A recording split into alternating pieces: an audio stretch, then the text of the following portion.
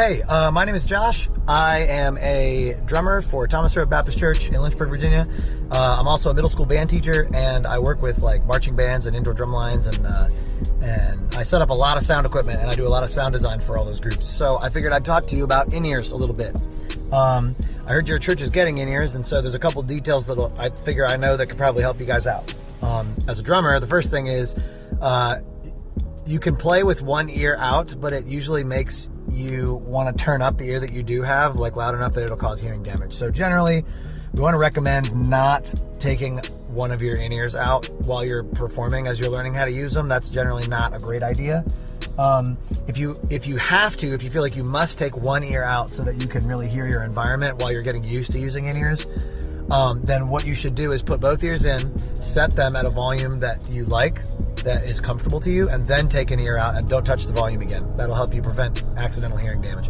Next important thing is, like, while you're listening, like, you want to know there are some things that you could listen to that you don't want to listen to.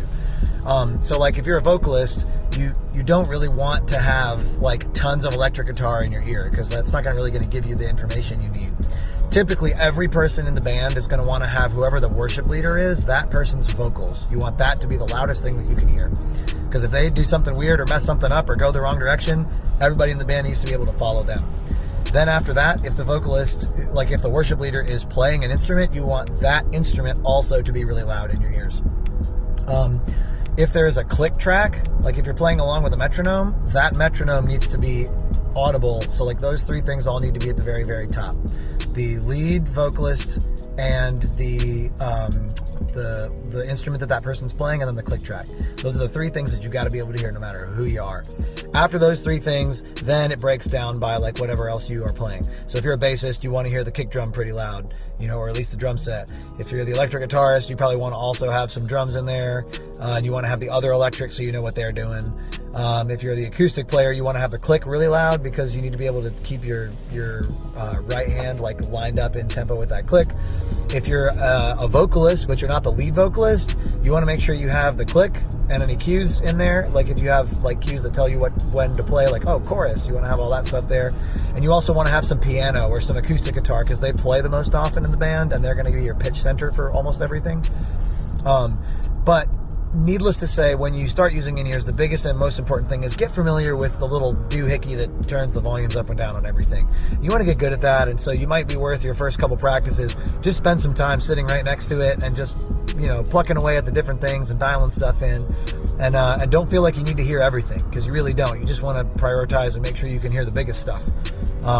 If you have more questions, you can always have whoever's showing you this video ask me, because I'm a pretty open book and I like to talk about that stuff, and I'm pretty good at it. I set up a lot of different in-ear programs for different people, all around Virginia. So I'm happy to help out with it, and I hope your first ventures with in-ears are full of exciting new fun things and as little stress as possible, but be flexible, because they're a great tool to use, but they do take a little bit of a learning curve, and the first time you use them, you may not be happy with how they sound, but you got to be patient, and your skill and ability to dial in a good mix will grow.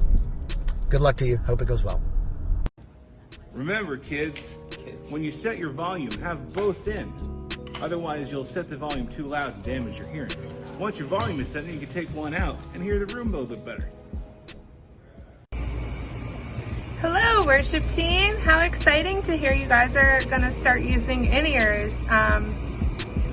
We use them at our church, and my favorite part about them is how much it helps keep everyone together. That little lag between the drummer that's over here and the singers that are up here, and what you're hearing and what they're hearing, that's taken away, so you can really connect better with each other and really bring your sound together as one. That's the best part to me. We use the clicks in every song. I really like the clicks. That helps a lot. Just keep everyone on beat, which is huge. And as a singer, I had a really difficult time with the in-ears at first, as far as hearing my voice differently with the in-ears on, which you will, and it'll be an adjustment to all you singers. I just want to encourage you to be patient. The in-ears really do prevent you from going flat, so they are highly beneficial to singers for that reason. So I just encourage you to just be patient, and you will get adjusted to them, and I think you'll find that they really help a lot. So I'm excited for you all, and God bless you and your ministry. Greetings everyone. Congratulations on the decision to move in the direction of in-ear monitoring. If it's your first time, it may take a little bit getting used to, but in the long run it's a very beneficial thing to have, and it's becoming more of an industry standard for performers and ministers alike. In-ear monitors are very customizable and personalized mixes for those on stage, and they offer many benefits. What you want to keep in mind is you should have a pitch and rhythmic reference in your mix. A pitch reference can be a keyboard or guitar, and a rhythmic reference can be the kick and snare on the drums or any other percussive loops or click that may be happening. Another thing to keep in mind is the perspective of the room. Having headphones in your ears could interfere with that, so a simple fix as adding any room mics in your mix could help with that. Or what some worship leaders like to do is keep one ear in and take one out. But of course, as you begin this journey, you will get a better idea of what works best for you and what are your ideal mixing monitoring preferences. So congrats again, and shout out to Jack for being instrumental in making all this happen. God bless. Hey everyone, my name is Sydney, and I know Jack from when he and I used to both be at Thomas Road, but he wanted me just to share with you a little bit about how in-ears work, or just like why I love them. I am a vocalist, and so I play guitar a little bit, but I mostly just sing when I lead worship. And one of the reasons that I love in-ears is because you don't think about this, but as a vocalist, sometimes we can get lost in like, okay, is this a chorus coming next, or is there a verse coming next, or something like that. Or if it's a really down chorus, we have a tendency of speeding up rather than like staying on the click or staying on the beat.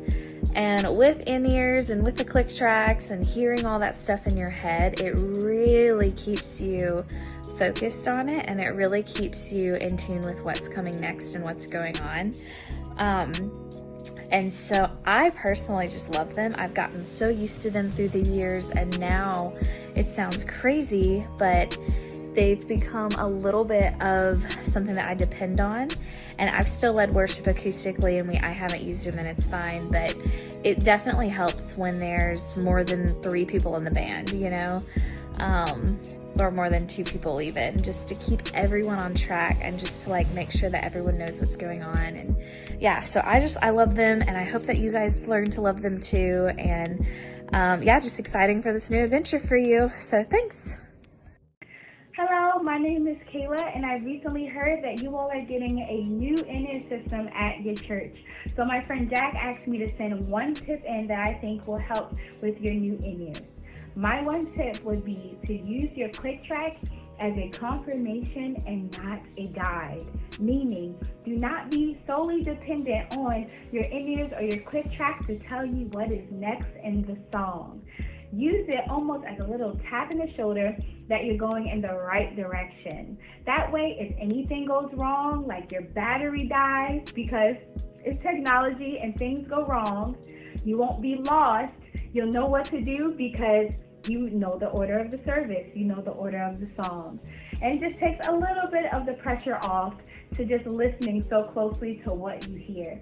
So that will be my one tip to help you all with your new in-ears. I hope you have fun using your new system. Bye. It's one less thing that's not in front of you to trip over. That's good. Hey everyone, I am super excited to hear that you are getting in-ear monitors. That's cool.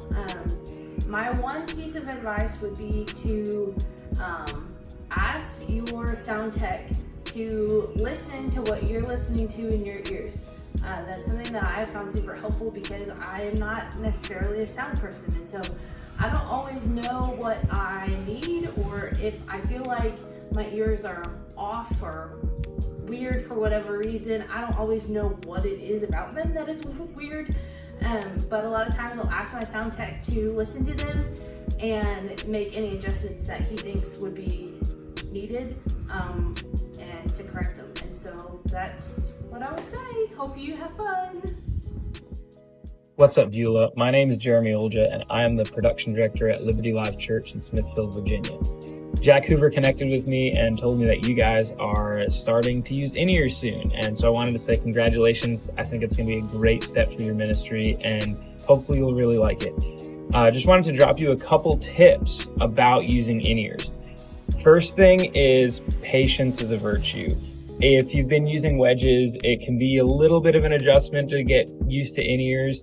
So I just wanted to say, work with it, be patient, and work out your flaws over time, right? That kind of transition, a lot of times it doesn't just happen immediately.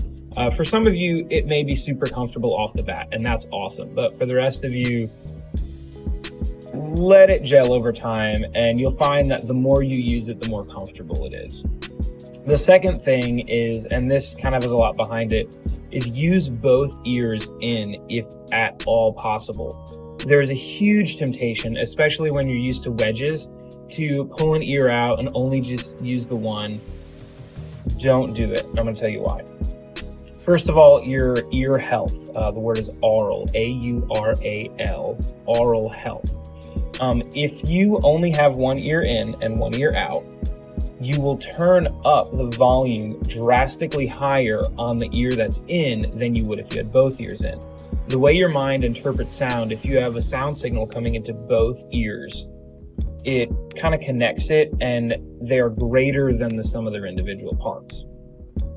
So if you only have it in one ear, in order to feel like it's as loud as if you had both ears in, you're going to have to crank it way up. And what you're going to find is your ears are going to be ringing, and it's not good. Over time, that can cause hearing damage, and I really don't want that for you guys.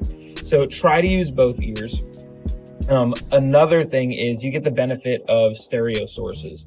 If you only have one ear in, one ear out, then essentially everything is what's called mono. It's just the same sound source. But if you have things in stereo, then you can separate not only just with volumes, but you can separate your sound sources left to right. So if you have a keyboard or a piano, in real life, that piano, you're hearing a slightly different thing in your left ear and your right ear. And it doesn't sound like it's right here. It sounds like it's here, because the piano is a large instrument. Same thing with drums. You can even do it with electric or acoustic guitars sometimes. So if you have both ears in, not only are you protecting your hearing, which is important for you guys as musicians, but you are also getting a drastically better sound quality and separation between your sources, which means you're going to be fighting your mix a lot less if you put both ears in and you're listening in stereo. So hope that's helpful for you guys. Again, congratulations on making the move to in-ears.